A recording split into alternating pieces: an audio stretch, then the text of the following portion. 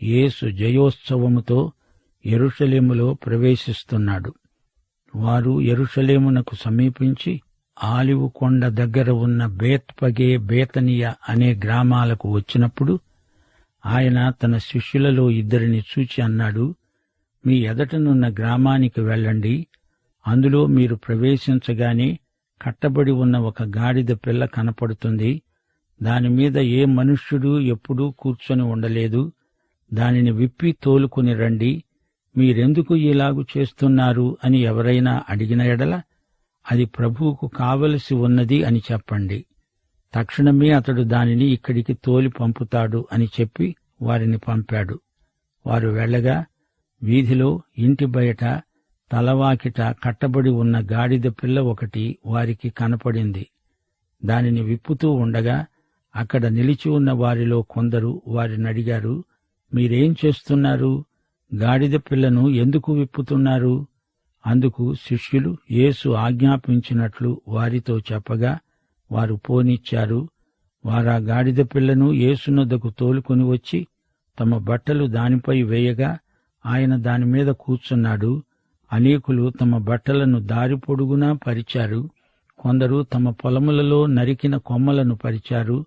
ముందు వెడుతూ ఉన్నవారు, వెనక వస్తూ ఉన్నవారు కేకలు వేస్తూ అన్నారు, జయము! ప్రభువు పేరట వచ్చేవాడు స్తుతింపబడునుగాక. వస్తున్న మన తండ్రి అయిన దావీదు రాజ్యము స్తుతించబడునుగాక. సర్వోన్నతమైన స్థలములలో జయము. ఆయన యెరూషలేమునకు వచ్చి దేవాలయములో ప్రవేశించి చుట్టూ సమస్తమును చూచి సాయంకాలమైనందున 12 కూడా బేతనియకు వెళ్ళాడు. యేసు ప్రభువు 3 సార్లు యెరూషలేముకు వచ్చాడు. మొదటిసారి శనివారం అనగా సంబాతు దినాన వచ్చాడు. రెండోసారి ఆదివారం నాడు వచ్చి దేవాలయమును శుద్ధి చేశాడు. ఆ తరువాత మూడోసారి సోమవారం నాడు వచ్చి యెరూషలేము నగరం కోసం ఏడ్చాడు. ఇది యెరూషలేముకు విజయప్రవేశం కాదు, తిరస్కారమని తరువాత తేలిపోయింది. బేత్పగే, బేతని అనే 2 పెద్ద గ్రామాలు ఈ ఊళ్ళు ఆలివ్ కొండకు అవతలి వైపున ఉన్నాయి. ఈ గాడిద పిల్ల ప్రభువుకు కావాలి అని అధికారపూర్వకంగా శిష్యులు చెప్పారు. కొందరు యేసును హత్య చెయ్యాలని చూస్తుంటే కొందరేమో ఆయనను ఘనపరుస్తున్నారు. రోమా చక్రవర్తులు పట్టణంలో విజయప్రవేశం చేస్తారంటే ఎంత ఆర్భాటం, ఎంత కోలాహలం! సరే, అది సబ్బాతు దినం. రూకలు మార్చేవారు లేరు, ఎద్దులు లేవు. మొదటి రోజు ఆయన ప్రధాన యాజకునిలాగా వచ్చాడు. మన పాపాలకు పరిహార బలి అర్పించే ప్రధాన యాజకుడు. రాత్రిపూట ఆయన యెరూషలేములో ఉండలేదు, బేతనియకు వెళ్లిపోయాడు. తనను తిరస్కరించిన ఆ పట్టణంలో రాత్రి గడపడానికి ఆయన ఇష్టపడలేదు. బేత్పగే అంటే పండని అంజూర పండ్లు అని అర్థం. బేతని అంటే అంజూర పండ్ల ఇల్లు అని అర్థం. బేతనిలో మరియా, మార్తా, లాజరు ఉన్నారు. కుష్ఠరోగి సీమోనుది కూడా అదే ఊరు. మత్తయి సువార్తలో తల్లిగాడిదను పిల్లగాడిదను కూడా తెచ్చారని చెప్పబడింది. హోసన్నా, జయం అని వారు స్వాగత గీతం పాడారు, నినాదాలు చేశారు. 118 కీర్తన 25, 26 వచనాలు. యెహోవా, దయచేసి నన్ను రక్షించు. యెహోవా పేరట వచ్చేవాడు ఆశీర్వాదమొందునుగాక. అయినా వారాయనను మెస్సీయాగా గుర్తించలేదు, తిరస్కరించారు, నిరాకరించారు. 12వ వచనం నుండి పండ్లు కాయని అంజూరపు చెట్టు. మరునాడు వారు బేతనియ నుండి వెడుతూ ఉండగా ఆయన ఆకలిగొని ఆకులు గల ఒక అంజూరపు చెట్టును దూరము నుండి చూచి దానిమీద ఏమైనా దొరుకుతాయేమో అని వచ్చాడు. దాని వద్దకు వచ్చి చూడగా ఆకులు తప్ప మరేమీ కనపడలేదు. ఏలయనగా అది అంజూరపు పండ్ల కాలము కాదు. అందుకాయన అన్నాడు, ఇక మీదట ఎన్నటికినీ నీ పండ్లు ఎవరునూ తినకుందురుగాక. ఇది ఆయన శిష్యులు విన్నారు. గమనించండి, అది 2వ రోజు. వారు బేతనియ నుండి వస్తున్నారు. ఈ రోజున ఆయన దేవాలయాన్ని శుద్ధి చేశాడు. అంజూరపు చెట్టును శపించాడు. అంజూరపు చెట్టు ఇశ్రాయేలు జాతికి చిహ్నం. ఇందులో మనకు గొప్ప పాఠముంది. వీరి మతంలో ఆకులున్నాయి గాని ఫలాలు లేవు. లవొదికయ సంఘం అలాగే తయారైంది. దరిద్రం, గుడ్డితనం ఆ సంఘానికి దాపురించాయి. కంటికి దేవుని కాటుక పెట్టుకోవాలన్నాడు ప్రభు. ఆత్మ నింపుదల, అభిషేకము లేని సంఘమది. యెషయా గ్రంథం 29వ అధ్యాయం 13వ వచనం. ఈ ప్రజలు నోటి మాటతో నా వద్దకు వస్తున్నారు, పెదవులతో నన్ను ఘనపరుస్తున్నారు కాని తమ హృదయమును నాకు దూరం చేసుకున్నారు. వారు నా ఎడల చూపే భయభక్తులు మానవ విధులను బట్టి వారు నేర్చుకున్నవి. ఈ రోజున సగటు సంఘం ఇదే బలహీన స్థితిలో ఉన్నట్టు దేవునికి కనిపిస్తోంది. యేసు అంజూరపు చెట్టును శపించగా అది కాస్త పూర్తిగా ఎండిపోయింది. 15వ వచనం నుండి యేసు దేవాలయాన్ని శుద్ధి చేశాడు.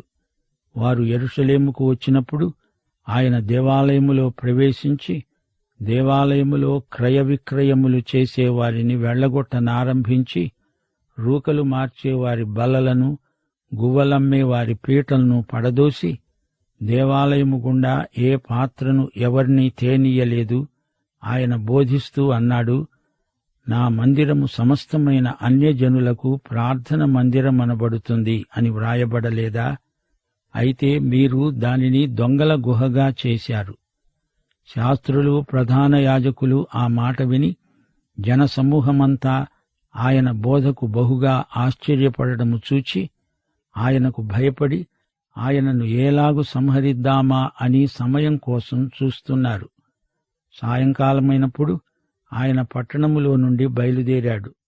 పొద్దున్నే వారు మార్గమున పోతూ ఉండగా ఆ అంజూరపు చెట్టు వేరు మొదలుకొని ఎండిపోయి ఉండడము చూచారు. అప్పుడు పేతురు ఆ సంగతి జ్ఞాపకము తెచ్చుకొని ఆయనతో అన్నాడు, బోధకుడా, ఇదిగో నీవు శపించిన అంజూరపు చెట్టు ఎండిపోయింది. యోహాను సువార్తలో యేసు తన సేవారంభంలో మొదటిసారి దేవాలయాన్ని శుద్ధి చేశాడు. ఇప్పుడు ఇక్కడ రెండోసారి దేవాలయం శుద్ధి చేస్తున్నాడు. అది ఆదివారం. రూకలు మార్చేవారు దేవాలయంలో ఉన్నారు. వారు పరాయి దేశాల నుండి వచ్చేవారి రూకలను మారకం చేసే వ్యాపారస్తులు. దేవాలయపు రూకల కిందికి వారు తమ డబ్బును మార్చుకోవాలి. ఆ విధంగా వీరికి కొంత కమిషన్ దొరుకుతుంది. మారకం రేటును బట్టి వారు అధిక లాభాలు గడిస్తారు. ఇది మత వ్యాపారం. ఇది దేవాలయమా, దొంగల గుహ అని ప్రభువు వారిని ప్రశ్నించాడు. వారికి మతం లాభసాటి వ్యాపారం. క్రైస్తవ సంస్థలు వ్యాపార కేంద్రాలవుతున్నాయి. అమాయకులైన ప్రజలు వారిని పోషించటం ప్రభువుకు ఇష్టం లేదు. నమ్మకమైన సంస్థలేవో తెలుసుకొని సాయం చేయండి. దేవుడు ఆశీర్వదిస్తాడు. శ్రోతలు, యేసు ప్రభు నూతన యెరూషలేములోకి విజయప్రవేశం చేసేది ఎప్పుడు? 1 తెస్సలోని పత్రిక 4వ అధ్యాయం 16-17 వచనాలు. ఆర్భాటముతో, ప్రధాన దూత శబ్దముతో, దేవుని బూరతో పరలోకము నుండి ప్రభువు దిగి వస్తాడు. క్రీస్తునందుండి మృతులైన వారు మొదట లేస్తారు. ఆ మీదట సజీవులమై నిలిచి ఉండే మనము వారితో కూడా ఏకముగా ప్రభువును కలుసుకునేటందుకు ఆకాశమండలానికి మేఘముల మీద కొనిపోబడతాము. ఇది పరమ యెరూషలేముకు విజయప్రవేశం. సరే, సోమవారం నాడు 3వ రోజున వారు అదే దారిన వస్తూ ఎండిపోయిన అంజూరపు చెట్టును చూచారు. ఈ సందర్భాన్ని పురస్కరించుకొని ప్రభువు ప్రార్థనను గురించి చక్కని హితబోధ చేశాడు. 22వ వచనం నుండి, అందుకు యేసు వారితో అన్నాడు, మీరు దేవుని యందు విశ్వాసముంచండి. ఎవడైనా ఈ కొండను చూచి నీవు ఎత్తబడి సముద్రములో పడవేయబడు అని చెప్పి తన మనసులో సందేహింపక తాను చెప్పింది జరుగుతుందని నమ్మిన ఎడల వాడు చెప్పినది జరుగుతుందని మీతో నిశ్చయముగా చెప్తున్నాను. అందుచేత ప్రార్థన చేసేటప్పుడు మీరు అడుగుతున్న వాటి నెల్లను పొంది ఉన్నామని నమ్మండి. అప్పుడవి మీకు కలుగుతాయి. మీరు ఒకని మీద విరోధమేదైనా కలిగి ఉన్న ఎడల మీరు నిలువబడి ప్రార్థన చేసేటప్పుడెల్లా అతన్ని క్షమించండి. అప్పుడు పరలోకమందున్న మీ తండ్రి మీ పాపాలను క్షమిస్తాడు. ప్రియ శ్రోతలు, వింటున్నారా?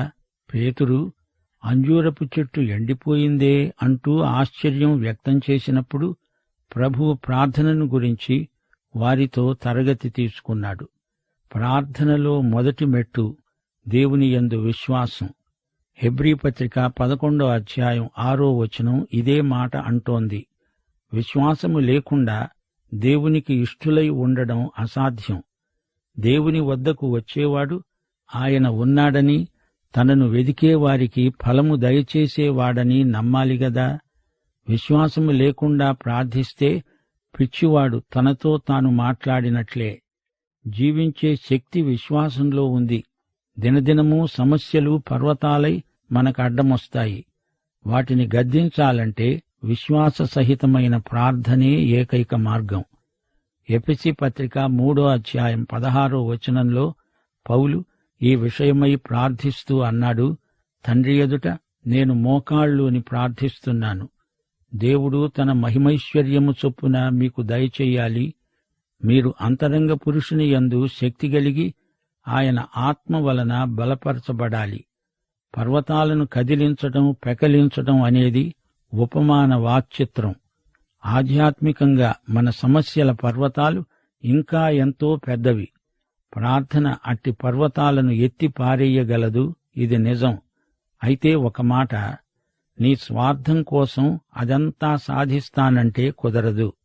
ఆయన చిత్తం పరలోకములోలాగే ఇక్కడ నెరవేరడానికి ప్రార్థన శక్తిని ప్రయోగించాలి. అదే ఇందులోని పరమ రహస్యం. ప్రార్థనకు సత్వరంగా జవాబు రావాలంటే ఒకే ఒక షరతు ఉంది. క్షమించే మనస్సు నీకుంటేనే నీ ప్రార్థన సత్ఫలితాలనిచ్చేది. ఎఫెసీ పత్రిక 4వ అధ్యాయం 32వ వచనం, ఒకని ఎడల ఒకడు దయగలిగి కరుణాహృదయులై క్రీస్తునందు దేవుడు మిమ్మును క్షమించిన ప్రకారము మీరు ఒకరినొకరు క్షమించండి. ప్రార్థన శక్తి నీలో పనిచెయ్యాలంటే నీకు క్షమాగుణం ఉండి తీరాలి. 27వ వచనం నుండి మతాధికారులు యేసు అధికారాన్ని ప్రశ్నిస్తున్నారు. వారు యెరూషలేముకు తిరిగి వచ్చారు. ఆయన దేవాలయములో తిరుగుతూ ఉండగా ప్రధాన యాజకులు, శాస్త్రులు, పెద్దలు ఆయన వద్దకు వచ్చి ప్రశ్నించారు, నీవు ఏ అధికారము వలన ఈ కార్యములు చేస్తున్నావు? వీటిని చెయ్యడానికి ఈ అధికారము నీకెవడిచ్చాడు? అందుకు యేసు అన్నాడు, నేను మిమ్మును ఒక మాట అడుగుతాను, నాకు ఉత్తరమివ్వండి. అప్పుడు నేను ఏ అధికారము వలన వీటిని చేస్తున్నానో అది మీతో చెబుతాను. యోహానిచ్చిన బాప్తిస్మము పరలోకము నుండి కలిగిందా, మనుష్యుల నుండి కలిగిందా? నాకు ఉత్తరమియ్యండి. అందుకు వారు తమలో తాము ఆలోచించుకుంటున్నారు. పరలోకము నుండి కలిగిందని చెప్పిన ఎడల ఆయన అలాగైతే మీరు ఎందుకతణ్ణి నమ్మలేదు అని అడుగుతాడు. మనుష్యుల వల్ల కలిగిందని చెబుదామా? అయితే అందరూ యోహాను నిజముగా ప్రవక్త అని అంచారే. గనుక ప్రజలకు భయపడి ఆ సంగతి మాకు తెలియదు అని ప్రత్యుత్తరమిచ్చారు. అందుకు యేసు అన్నాడు, ఏ అధికారము వలన ఈ కార్యములు చేస్తున్నానో అది నేను మీకు చెప్పను. ప్రధాన యాజకులు వేట కుక్కల్లాగా యేసు వెంట పడ్డారు. వారు విద్వేషంతో నిలువెల్లా నిండిపోయి ఉన్నారు. యేసును ఎలా పట్టుకోవాలా, ఆయనలో ఏ తప్పు దొరుకుతుందా అని వెతకటమే వారి పని. రంధ్రాన్వేషకులు. నీ అధికారం ఎక్కడిది, ఎవరిచ్చింది అని సవాలు చేస్తున్నారు. యేసు అధికారం తామిచ్చింది కాదే, మరెక్కడ్నుంచి ఇతనికి ఈ అధికారం వచ్చింది అనేది వారి ప్రశ్న. యోహాను బాప్తిస్మమిచ్చాడే, అతనికి ఆ అధికారం ఎవరిచ్చారు అని యేసు వారికి ఎదురు ప్రశ్న వేశాడు. ఈ ప్రశ్నతో మతనాయకులు అట్టిట్టయిపోయారు. యోహాను అధికారాన్ని గురించి తాము ఏమి అన్నా అది తమ మీదికే వస్తుంది. అందుకని వారు ఏమీ అనకుండా అవాక్కైపోయారు. అసలు వారికి జవాబు చెప్పటం అనవసరం. వారు కపటంతో ప్రశ్న అడిగారు. ప్రభువు జవాబు చెప్పను పొమ్మన్నాడు. ఆయన జవాబు చెప్పినా వారాయనను అంగీకరించే స్థితిలో లేరు. యేసు దేవత్వం ఇక్కడ రుజువవుతోంది. యేసు వారి ఆంతర్యం ఎరిగినవాడు. శత్రువులకు ఆయన చెప్పిన జవాబులో ఆయన దేవత్వం ఉట్టిపడుతోంది. ప్రశ్నలడిగిన వారికి వారి మనస్తత్వాన్ని బట్టి ప్రభువు సమయోచితంగా జవాబిచ్చాడు. మార్కు సువార్త 11వ అధ్యాయంలో యేసుకు ఘనత, హోసన్న నినాదాలు. జకర్యా 9:9 నెరవేర్పు. నీ రాజు నీతిపరుడు, రక్షణ గలవాడు, దీనుడు అయి గాడిదను గాడిద పిల్లను ఎక్కి నీ వద్దకు వస్తున్నాడు. ప్రజల హృదయాలను ప్రవచనం వైపు మరల్చాలని ప్రభువు ఇలా చేశాడు. గాని వారాయనను తిరస్కరించారు. ప్రభువుకు ఆకలైంది. అంజూరపు చెట్టు ఇశ్రాయేలు జాతికి సంకేతం. లూకాసు వార్త 13:6-9 వరకు ద్రాక్ష తోటలో అంజూరపు చెట్టు. స్థలం ఆక్రమించుకున్నది గాని ఫలం లేదు. యేసుకు ఆ చెట్టు మీద ఒక్క ఫలమూ దొరకలేదు. వేరు ఎండిపోయింది. అలాగే క్షమాగుణం లేకపోతే మన ప్రార్థన ఫలించదు. మత్తయి సువార్త 3:10 గొడ్డలి చెట్టు వేరున ఉంచబడి ఉంది గనుక మంచి ఫలము ఫలించని ప్రతి చెట్టు నరకబడి అగ్నిలో వేయబడుతుంది. పరిశుద్ధత. యేసు దేవాలయాన్ని శుద్ధి చేశాడు. 93 కీర్తన 5 యెహోవా, ఎన్నటెన్నటికీ పరిశుద్ధతే నీ మందిరానికి అనుకూలం, అలంకారం. దేవాలయంలోని అపవిత్రతను బట్టి అది దొంగల గుహగా మారింది. నాయకులకు మతం ఒక వాణిజ్య రంగమైపోయింది. ఇప్పుడు ఈ అధ్యాయంలో మతనాయకుల నిజాయితీ పరీక్షకు వచ్చింది. వీరు బాప్తిస్మకుడైన యోహాను పట్ల కపటంగా వ్యవహరించారు. ఇప్పుడు అలాగే యేసు పట్ల ప్రవర్తిస్తున్నారు. వారిలో పరివర్తన లేదు. మనం విధేయులమైతే దేవుడు మనకెన్నో సంగతులు నేర్పడానికి సిద్ధంగా ఉన్నాడు. యోహాను సువార్త 7:17 ప్రభు అన్నాడు, ఎవడైనను ఆయన చిత్తము చొప్పున చేయ నిశ్చయించుకొనిన ఎడల నా బోధ దేవుని వలన కలిగినదో లేక నా అంతట నేనే బోధిస్తున్నానో వాడు తెలుసుకుంటాడు. ఈ ప్రధాన యాజకులకు అట్టి యోగ్యత లేదు. అందుకే అలా వంచన చేస్తున్నారు. యేసు ప్రభు తన అధికారాన్ని గురించి చెప్పదలుచుకున్నది ఇదే. బాప్తిస్మకుడైన యోహాను అధికారముగాని తన అధికారముగాని దేవుని నుండి వచ్చినవే. వారి వైఖరిని బట్టి తేలిందేమిటంటే ఈ శాస్త్రులు, పరిసయ్యులు, ప్రధాన యాజకులు యేసును దేవుని కుమారునిగా గుర్తించటం లేదు. బాప్తిస్మకుడైన యోహాను సాక్ష్యాన్ని వీరు అంగీకరించటం లేదు. వారి వైఖరిని, వారి వేషధారణ ధోరణిని ప్రభువు తన ఉపమానాలలో ఎండగట్టాడు. అయ్యో పరిసయ్యులారా, మీకు శ్రమ! మన ప్రభువైన యేసుక్రీస్తు వారి కృప, తండ్రి అయిన దేవుని ప్రేమ, పరిశుద్ధాత్మ సహవాసము మనకు సదాకాలము తోడై ఉండునుగాక. ఆమేన్.